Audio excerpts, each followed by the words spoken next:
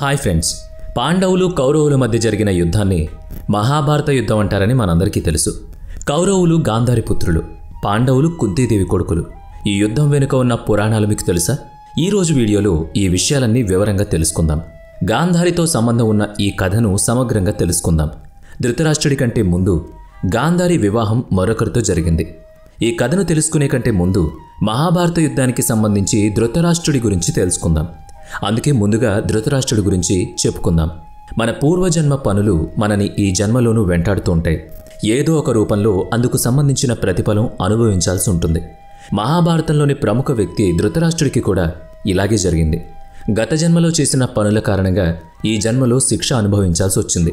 ధృతరాష్ట్రుడి పుట్టుకతోనే అంధుడని మనందరికీ తెలుసు. గత జన్మలో చేసిన పనుల కారణంగానే ఈ జన్మలో అంధుడిగా పుట్టాడు. అయినా సరే ఈ జన్మలో కూడా శకునితో కలిసి మరోసారి అనేక తప్పులు చేశాడు.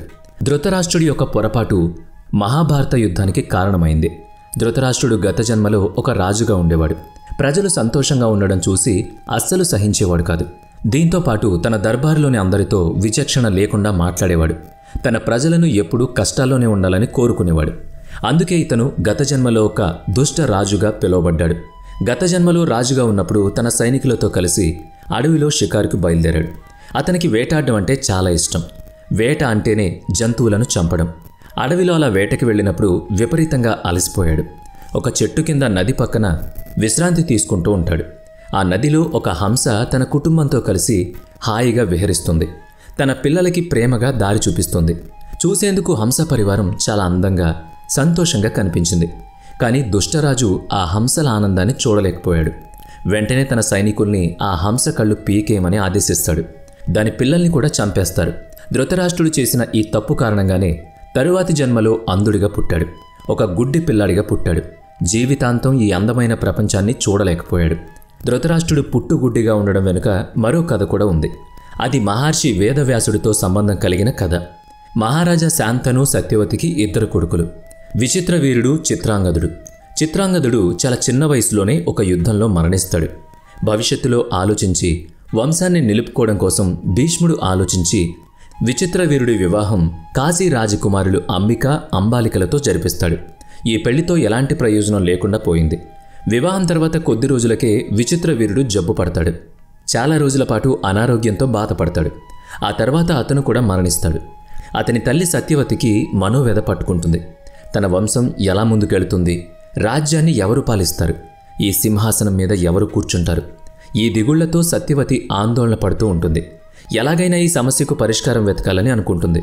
అందుకు వేదవ్యాసుడు సాయం తీసుకోవాలని అనుకుంటుంది. తన సమస్యను తీసుకుని సత్యవతి వేదవ్యాసుడి దగ్గరకు వెళుతుంది. సత్యవతి సమస్య విన్నాక మహర్షి ఆమె సమస్యను పరిష్కరించడానికి సిద్ధమవుతాడు. తన శక్తితో అంబిక, అంబాలికకి కొడుకులు పుట్టేలా చేస్తాడు. అయితే తన దివ్య శక్తితో అంబిక, అంబాలికకి పిల్లలు పుట్టేలా చేసే కంటే ముందు ఒక దివ్య శక్తి కనిపిస్తుందని, దాన్ని చూసి భయపడొద్దని, ఆందోళన పడొద్దని చెప్తాడు. కళ్ళు మూసుకోవద్దని చెప్తాడు.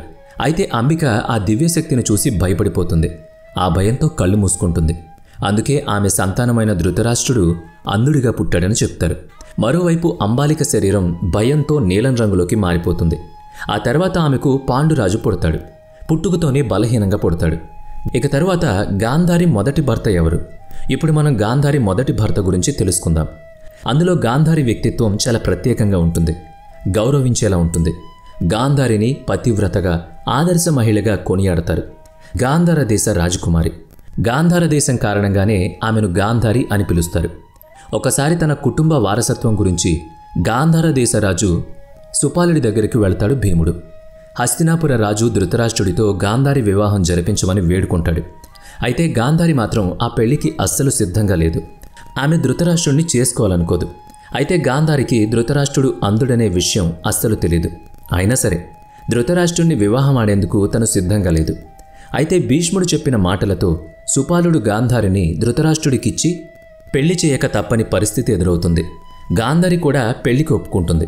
పెళ్లి నిశ్చయం కాగానే గాంధారి, హస్తినాపురం రాజ్యాలు రెండూ కూడా పెళ్లి పనుల్లో మునిగిపోతాయి.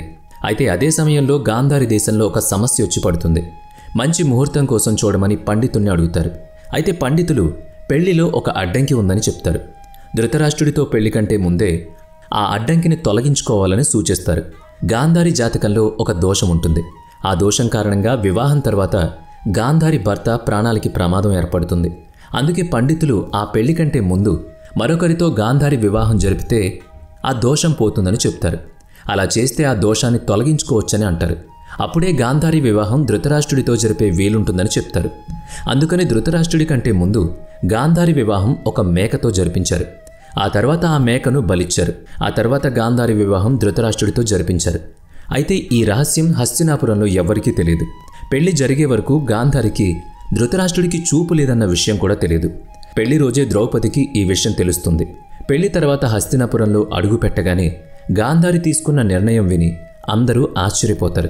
తన భర్త చూడలేని ఈ అందాల ప్రపంచాన్ని తాను మాత్రం ఎందుకు చూడాలని తన కళ్లకు గంతలు కట్టుకుంటుంది. ఇక తను కూడా ఈ ప్రపంచాన్ని చూడనని చెప్తుంది. తన కళ్లకు గంతలు కట్టుకుంది. కళ్ళుండి కూడా జీవితాంతం ఈ ప్రపంచాన్ని చూడకుండా ఉండిపోయిందామె. అయితే మహాభారత యుద్ధం సమయంలో గాంధారి కొన్ని కారణాల వల్ల తన కళ్లకు గంతలు తీస్తుంది. మరి ఈ వీడియో మీకు నచ్చినట్లయితే లైక్ చేయండి, షేర్ చేయండి. ఇప్పటి వరకు మన ఛానల్ని సబ్స్క్రైబ్ చేసుకున్నట్లయితే ఇప్పుడే సబ్స్క్రైబ్ చేసుకుని పక్కనే ఉన్న బెల్ ఐకాన్పై క్లిక్ చేయండి. నెక్స్ట్ వీడియోలో మళ్ళీ కలుద్దాం. Thanks for watching.